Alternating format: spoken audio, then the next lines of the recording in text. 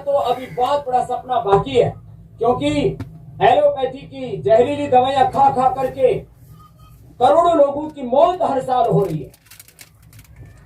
हमने दुनिया का इतिहास पढ़ा है कि ब्रिटिशर्स ने पूरी दुनिया में अपना राजनीतिक साम्राज्य कायम करने के लिए 10 करोड़ से ज्यादा लोगों का कत्ल किया।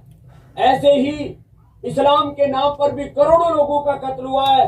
लेनिन, मार्क्स और माओ की जो क्रांतियों के नाम पर कत्ल हुआ है विश्व युद्धों में और अलग अलग त्रासदियों में करोड़ों लोग मारे गए, लेकिन हर साल करोड़ों लोग निर्दोष मर रहे हैं जहरीली दवाएं, सिंथेटिक दवाएं खा खा करके। जो चिकित्सा की स्वाधीनता का आंदोलन है पतंजलि वेलनेस योगग्राम निरामयम, इसको हम और मुखर करेंगे।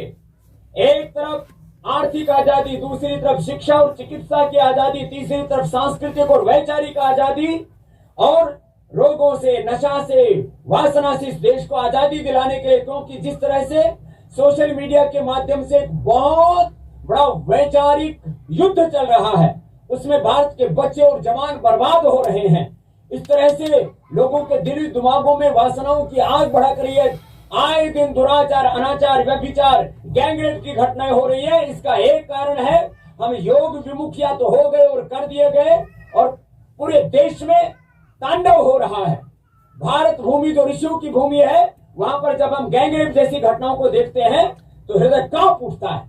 तो पतंजलि का ये संकल्प है, हमने इस बार इस 78वें आजादी के स्वाधीनता के दिवस पर ये संकल्प लिया है कि हम इस देश में राजनीतिक आजादी के साथ साथ ये शिक्षा की, चिकित्सा की, आर्थिक आजादी और वैचारिक सांस्कृतिक आजादी के साथ रोग और नशा वासनाओं से इस देश को आजादी दिला करके 5 प्रकार की इस आजादी के अभियान को हम मुख्य रूप से पूरे देश में बढ़ाएंगे और इस भारत को स्वस्थ, समृद्ध, संस्कारवान और परम वैभवशाली बनाने के लिए एक बड़ी भूमिका पतंजलि की ओर से निभाएंगे। और ये निभाई है पिछले 30-35 वर्षों में पतंजलि अपनी भूमिका। हम 50 वर्षों से इस योग और कर्मयोग के पथ पर चल रहे हैं, अखंड प्रचंड पुरुषार्थ कर रहे हैं। आप जानते हैं सब हरिद्वार वासी, शून्य से यात्रा पतंजलि की शुरू हुई और आज यहाँ तक पहुंचे। हमने अपने कर्म को अपना धर्म माना है। एक वो वक्त था जब लोगों ने अपनी शहादत, अपने बलिदान देकर के इस देश को आजादी दिलाई थी। आज अपनी जान देने की, शहादत देने की, कुर्बानी देने की जरूरत नहीं है। अपने कर्म से, अपने कर्म को अपना धर्म मान करके राष्ट्र धर्म के रूप में अखंड प्रचंड पुरुषार्थ करते हुए भारत को सशक्त बनाने की आवश्यकता है। और वो